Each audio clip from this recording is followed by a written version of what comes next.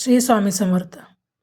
कॉलेजच्या जीवनामध्ये एस टीने प्रवास करत असताना खिडकीतून सहज बाहेर डोकावून पाहिलं तर सगळीकडे सभोवार असं कुसळाने भरून राहिलेलं माळरान डोळ्याला दिसलं. जणू काही सोनेरी चादरच पसरली आहे. हे पाहून माझ्या मनात जे भाव उमटत गेले, जे शब्द उमटत गेले, ते फक्त मी माझ्या शब्दात मांडण्याचा एक छोटासा प्रयत्न केला आहे. कवितेचं शीर्षक आहे माळरान. ओसाड माळरान नाही कुठेच थारास, ओसाड माळरान नाही कुठेच थारास, सगळीकडेच आहे रान भकास भकास. नाही चिटपाखराचा कुठेही लवलेश, नाही चिटपाखराचा कुठेही लवलेश, पेटून उठली धरणी झाला सगळा हा नाश. धरणीत पेटला हा आगीचा भडका, धरणीत पेटला हा आगीचा भडका, भडका गेला दूरवर, ए रे पावसा तू लवकर.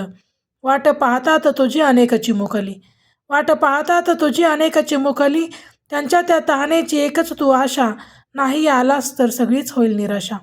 माळरान गेले फक्त कुसळाने भरून, माळरान गेले फक्त कुसळाने भरून, तू दिलास दिलासा तर पुन्हा येईल भरून.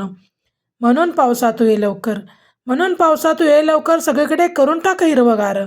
आणि माळरानावरती सुद्धा उगू दे पुन्हा एकदा श्रावणातली सकाळ, आणि या माळरानावरती सुद्धा उगू दे पुन्हा एकदा श्रावणातली सकाळ. धन्यवाद.